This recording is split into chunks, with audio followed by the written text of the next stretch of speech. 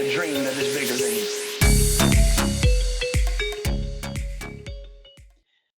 All right. Hello, everybody. Welcome. My name is Haley, and I am the one of the health coaches for Kenema Fitness, mostly serving in the Midwest region. But today I'm here for everyone who's watching this workshop today. If you've been joining me throughout this year, I think this is my fourth workshop that I've done for Be Well, and so I have been what I've been doing is building off of each one a little bit more. It's a little bit at a time in terms of letting everybody know like what a health coach is, what they do or don't do, things like that. So if you want anything in these first few slides, if you want anything more in depth from what I say, definitely recommend to go back and look at the previous ones from this year. But today's theme, kind of going along with this month's theme on Be Well, is going to be about communicating and the communication behind health coaching. So um, I often see the biggest barrier in working with clients is obviously communicating. That can be pretty much true in any sort of job you have or any sort of relationship you have. Often we find that communication is kind of a big deal. Can we do it well? Can we do it with others, with a lot of others, or maybe only a few others? It just kind of depends on what we're talking about here, but I'm going to really focus on how to communicate better in terms of health coaching. And I think based on what I've seen with clients and kind of what I've learned along the way, is that communicating best with others is often starts with communicating with yourself, learning how to communicate with yourself, what you want, what you need, where you want to go, what you desire, things like that. And so you can take these pieces of advice and apply it to any sort of relationship in your life, no matter how personal it is, or like professional. So if it's a working relationship, or family, friends, romantic relationships, anything like that. Hopefully some of these strategies help you kind of like dive in and try this for yourself to help you but yeah, better communicate in whatever situation you might be in, particularly in terms of our health and wellness. So think about situations where for example, like you're feeling really stressed and it has to do with work. How can you best like figure out like what you want and need from your boss, for example, or maybe some of your employees. Maybe you're a manager and you need to work on delegating things more so you're not so stressed. um, you'll see that health coaching is a wide variety of wellness uh, aspects, and so definitely feel free to apply these tactics to literally any aspect of your life and it will work in some way. In communication, especially with our holiday season coming up. So maybe you're watching this and it's just before the holiday season, but we know that it can get really chaotic and really hectic, and that relationships, again, at whatever level that might be, work, personal, professional, anything like that, they might be tested a little bit more than usual. And it's mostly because we're kind of thrown off balance a little bit. So health coaching is all about keeping balance as well in kind of when you're walking towards that overall positive health and wellness. When it's about keeping that balance when other things at life are coming at you. So, for example, the holiday schedule, the parties, the family, things like that. All those can be kind of a hindrance to keeping on track with our regular routine of maybe exercising or eating healthy, tons of other things as well. And so it's best to kind of learn these strategies as well on how to communicate with those around you. So not only can you maintain good relationships with everybody in your life, especially during the holiday season, but again, we are learning how to best communicate what we want and we need. And when that can happen, it's a lot easier for others around you to respond to that. So yeah, just kind of a lot. I just threw a lot of units, kind of a lot to think about, but we'll get started here. Like I said, it's a lot of review to start. Again, just reminding you like what a health coach is, who they aren't, what they do and don't do, stuff like that. And then we'll get into some more new stuff as well. So the natural question I've been kind of asking throughout all these workshops this year is, what is a health coach? Because again, it's a fairly new field and people have the question still. And this is textbook definition. It's a partner in an individual's behavior change process. Lately, I've been using the metaphor of pretend like, your health coach is your friend that's helping you get to the store. Let's say you're visiting town and you don't really know the area. Your friend's going to help you get to the store. You're going to go walk on the sidewalk to get there. And your friend is responsible for, keeping you off the grass, might suggest, hey, like, let's not take a shortcut through the neighbor's backyard. They keep you off the road because that's dangerous too. They're just getting you there as quickly and as efficiently as possible and also safely as possible. And it's all about, and it's about you trying to get to that grocery store, get the things that you need, achieve that goal of whatever reason you're going to the grocery store. So yeah, your health coach is there to get you to where you need to go in the best way possible. With that, I use the terms health and wellness a lot, use it a lot within the last 5 or so minutes. But that's because they are, it's all about health and wellness in your health coaching, whatever, we're talking about in health coaching. And even in this definition, of wellness, it even uses the word health. And again, this is textbook. So it's a state of being in good health, especially as an actively pursued goal.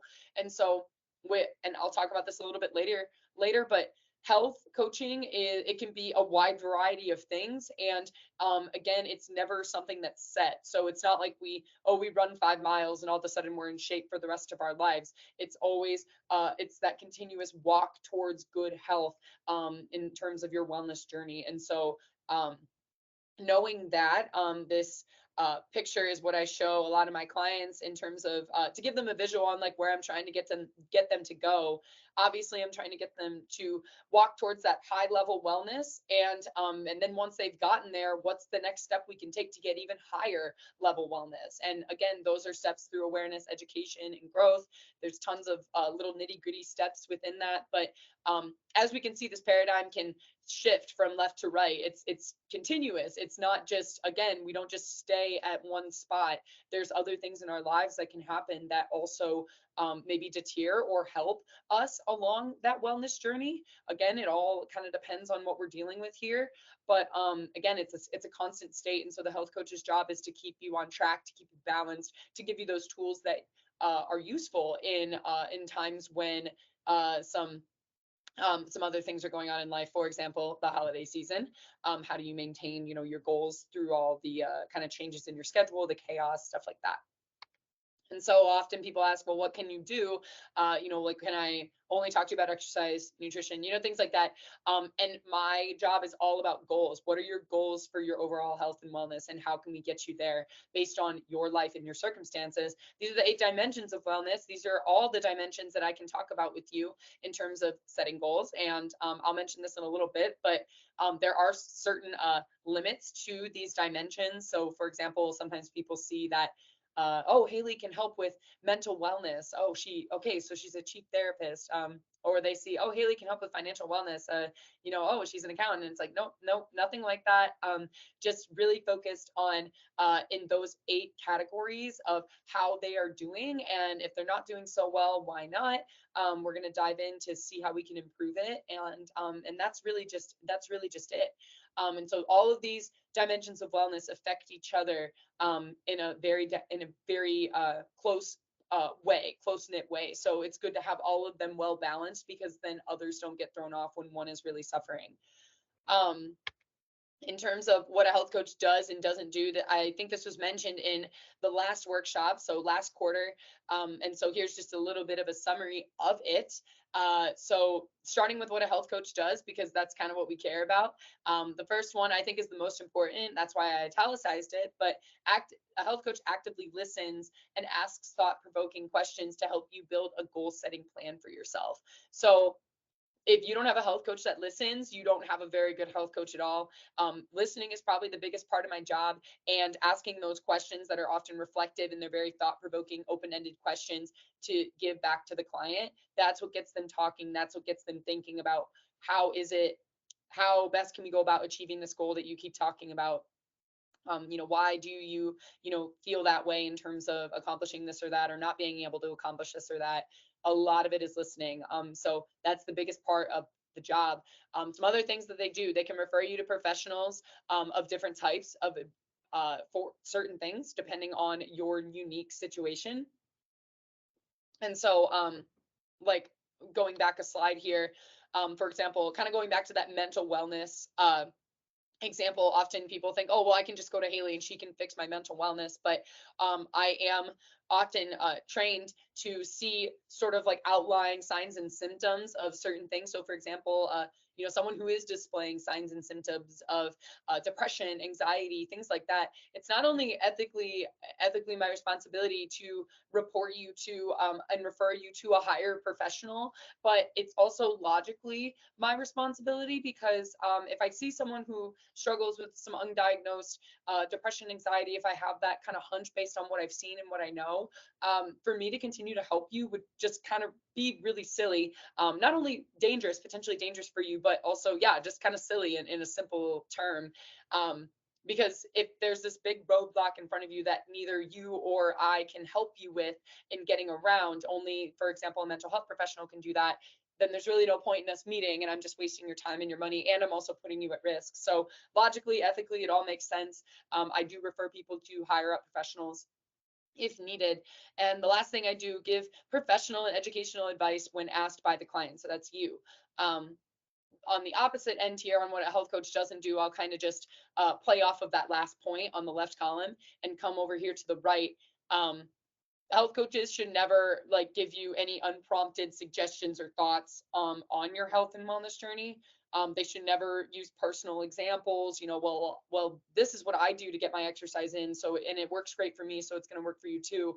Um, they never use other clients either as well. So like, for example, like, oh, well, all my clients have done this and that really works for them, so that's what I'm going to have you do as well. Nothing like that should be coming out of a health coach's mouth. It's all about you, and you're the only one who is living in your shoes. So the health coach is there to listen and interpret what you might need based on what you've been saying and what you're dealing with in your life, in terms of how to accomplish a goal. And they're just kind of the helper. They're that friend there, just trying to get you to where you need to go.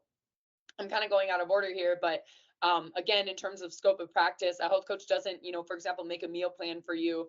They're not a therapist. They cannot, balance your checkbook or anything like that.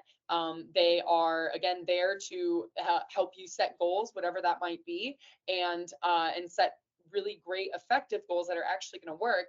And again, if for example, in this example for making meal plans, if a registered dietitian is needed to intervene, your health coach should know who to refer you to. Um, Again, I'm kind of going out of order here, but health coaches also don't go around telling you how to best go out and accomplish your goals. And they also, again, don't act as that like stand-in therapist, doctor, etc., things like that. It's all about you. You are the one in charge. You're in the driver's seat, and the health coach is in that passenger seat helping you along. So yeah, with that, the do's and don'ts, let's get into kind of the meat and potatoes of what we came here to talk about today. And it's those different avenues of communication. So like I said in the intro, our communication can make or break a lot of our relationships, and all of us probably know this in some sort of way. Again, whether that's at work or with family, friends, romantic relationships, anything like that, you have to learn how to communicate. And throughout my experience with health coaching and working with clients, and trying to get them to communicate with me, that has to be an effective avenue as well of communication with me and my client. Because if they don't know how to communicate with me, I know how to communicate. Obviously, it's something we're trained on. It's something we're very knowledgeable about, but it has to come from the client as well. Um, so the biggest thing that I've kind of taken away from this, and this is going to be a lot of what we're talking about today, is getting curious about yourself. And so we'll dive a little bit more into that. But if you're trying to tell, for example, your health coach what you really need or what you would really like to accomplish, you need to have these reasons. You need to have the reasons behind it, so the health coach can better understand. If you're being very vague, if you're being not clear or anything like that, a little confusing, that makes it a little harder for the health coach to kind of help you along.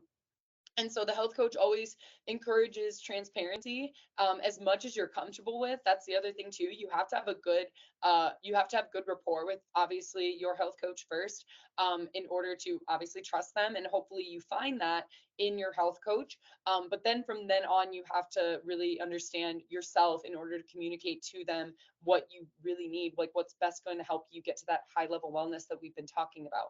And so, yeah, the main point here, getting curious about yourself. So what is that? It's getting to know yourself. It's asking yourself questions, maybe more questions than seem necessary, but when you know yourself, the more you know yourself and the reasons why you do or say things or think things, it's easier for you to communicate that to others as to, why you do or say this, or why you think that, or why you go about doing things a certain way, or don't go about doing things a certain way.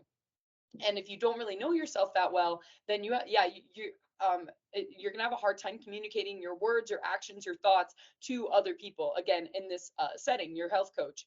And so I put a few suggestions down below here on what you can do to kind of help get to know yourself better. And this is not a limited list. This is not the entire list at all. There are tons of different ways to do this. And so you are free to use any or all of these or none of them at all. There are plenty of other things out there in terms of getting curious about yourself, getting to know yourself a little bit more. There's plenty of exercises you can do and things like that. I just put kind of the four main ones that I've seen most often and I've seen to be most effective. And so, yeah, we'll just kind of explain those a little bit more. The first one, journaling. So I find that this is either a yes or a no with people. It's either a hard yes or a hard no. People either really love it or they don't. But the kind of some of the pros behind it is, for example, it's a good way to get out your thoughts. Oftentimes when I'm working with clients, we have a lot of our thoughts and our beliefs stuck in our heads, and our heads can become a very tight space. And so getting those thoughts and feelings out in the open, particularly on a page, that is found to be very helpful with a lot of people. Sometimes people are like, oh, well, when is best to journal? Honestly, if you're open to doing it, just find some time. It doesn't really matter, even if it's just for a couple of minutes a day. But I found it to be most effective in clients who do it before bedtime, because they kind of get all these thoughts and these feelings from their day out on the page, and then all of a sudden they experience better rest with that. Again, that's not everyone's situation, but if journaling is something you're open to doing, find how it works in your day and for how long and things like that, and see what that does. There's even some resources out there where you can buy a journal that like purposely prompts you or asks certain questions, and that's a really good way to kind of get your writing going. And also an exercise that I've often used with clients is getting your thoughts and feelings out on a page about whatever health and wellness topic we're talking about, getting your thoughts and feelings out about it, and then going back through and reading it, and circling the truths, and then Xing out the false statements. Often, again, our heads get very tight with a lot of true and false statements, and often all of a sudden they all start to feel true. And then we have this certain line of thinking about something, and often if you see it out on a page, all of a sudden you're like, oh, whoa, that's like not true at all, or that's I didn't realize that's how I was thinking about this, or this is how I was approaching it. And so, yeah, circling the truths and then Xing out the false statements is a really great way to kind of really see the entire truth about like what's going on in your head or about a situation, things like that. So yeah, that's journaling for you. Kind of tying into that, these self-reflecting questions, and there's a lot of self-reflecting questions you can ask, but I just summarized it in who, what, when, where, why, how.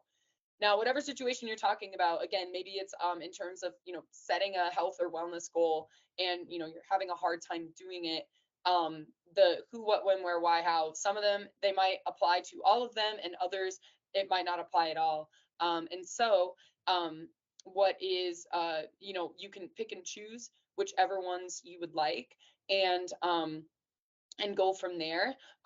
Or even just like, again, you don't even have to write it down. Some people don't like writing. But just asking, yourself, like, why did I react this way? Or where do I most feel stressed? When else has this happened, in the past? Is it's only at work that I experience these certain thoughts or feelings, things like that. How do you think this is affecting, your overall health and wellness, things like that. And so definitely take that for what it's worth to you, and again, depending on your situation. And again, either whether that's like talking out loud or writing it down. I'm going to go out of order here again, but with these self-reflecting questions, this point, I want to tie it to this last point right here. This is, and if you're not, writing something down for yourself, oftentimes saying it out loud to a mentor, an advisor, or a trusted friend or family member, that is often really effective as well. Sometimes people find it hard to be vulnerable in a certain sense on whatever you might be talking about with those that are closest to them. And so to each their own, but that's kind of really helpful. It kind of becomes very helpful when you have a health coach as an avenue of communication in terms of asking those self-reflecting questions. Like I said, most of my job is listening and asking those open-ended questions, and they often have to do with who, what, when, where, why. And so and that's probably the biggest thing I see with clients is, for example, even 30 minutes with me, me asking these certain reflective questions, they are just in awe. They're like, I can't believe that, like, it's how effective and how helpful it is to figure out what's going on with me by me just asking them a simple question of, like, when does this happen, or why do you think you feel this way, things like that. And so definitely uh, utilizing a health coach to ask those questions, even if it's just for a few sessions, can be super helpful in getting your health back on track to where you would like it to be. And health coaches don't this should never be the case, but health coaches like don't provide an environment that's tense, or it should be a judgment free zone. And so yeah, sharing again whatever you're most comfortable with the health coach is always encouraged, but um, even with whatever you're comfortable sharing about, you should be met with openness and acceptance, and again, non-judgment. So sometimes talking those questions through with a health coach can be a good thing. And then I'll skip back up to this third one here. Again, the last point that I could really think of, kind of as we're summarizing our top four here on how to get to know yourself a little bit more, how to take some time for yourself, is quiet time. So they always say the busier you are, the more quiet time you need. Um, but in this can look any sort of way for you, whether it's like a guided practice meditation. Some people really like that. Maybe it's being quiet and stretching a little bit. Maybe for example, it's some sort of prayer. If you're religious or you're spiritual, that can be your quiet time. But even just a couple of minutes a day of quiet time to really reflect on how you're feeling and what's going on around you can be really helpful. And I know we have a lot of different types of guided meditation on our Be Well site, and so that can be, and those are even a couple of minutes long. So depending on how much quiet time you think you need or that you have time for, definitely would encourage a daily goal of at least 2 minutes of quiet time every single day. And then maybe even building off of that if you find it necessary. You'd be very surprised at kind of taking some time to be quiet and actually listening to what's going on in your head, and how sometimes those thoughts again can kind of keep you from being your best self, and taking some time to digest and get rid of those thoughts can get you set back on the track that you would like. um, so again, these are the top four things that I really wanted to talk about today. They are, again, not the only ways that you can get curious about yourself, but again, if you take anything away from this presentation today, it is to get curious about yourself and see how your communication improves over time with different, again, different avenues of relationships that you might have on whatever level that is. And I'm always, available as well to, talk a little bit more. My contact info will be at the end here, but yeah, just always available to talk a little bit more, maybe dive more into different other ways that you can do this, that you can really start practicing this, hopefully every day. Um, so with that, talking about health coaching and the usefulness for it, after somebody listens to a workshop like this of mine, they're like, okay, well, I think a health coach could really be helpful for me. And but I just don't know how long. I think sometimes people think that only one session is fine, and for some people it certainly is. Others think that they're going to sign their life away and they have to do this forever. Also not true. There's different types of health coaching that you can do as well. There are short term, which is just using a few meetings to learn more about sustainable change, habits, goal setting, mindset training, things like that. Being given those tools and kind of taking them for yourself. There's long term health coaching, again, depending on what you're going after here. Maybe your health is really not in good condition, so you really need someone there in the long term. But that's a really great way to continuously have someone to check in with you on your wellness journey, and throughout life changes as well. Moving and new jobs, family, things like that. So health coaching can be used in the long term, and even intermediate as well. Like someone who is just like a nice check in every once in a while, someone to help you keep track, toward your goals. Um, Again, there's tons of different levels, there's tons of different ways that my clients use me as sort of an avenue of communication on how to get their wellness on track and how to keep it on track. And again, it's all up to you as well. It's never about what I think is best for you. This is all about what you think is most useful. So just wanted to say a little bit of that.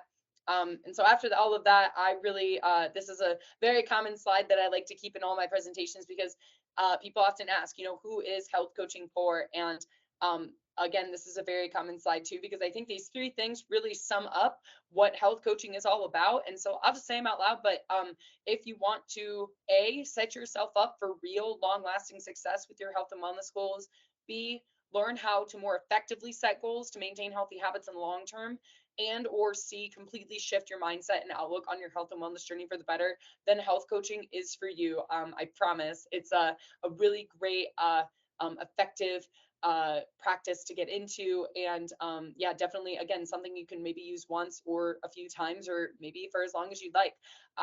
But I truly believe that anybody reading this slide, at least one of these resonates with you and it's something you've been wanting to do. So I definitely encourage you to reach out. We do have obviously we do have health coaching as a company in Kenema Fitness. Like I said, I am the Midwest person. However, if you're in the East Coast or the West Coast and you're listening to this, and you're thinking, oh, well, I'd really like to work with Haley, even if she's not in the Midwest, certainly feel free to contact your general manager, and they will have my email that you can reach out to. Typically, how sessions go is you can purchase single sessions, 6 or 12 packs, and sessions can be 45 or 60 minutes long.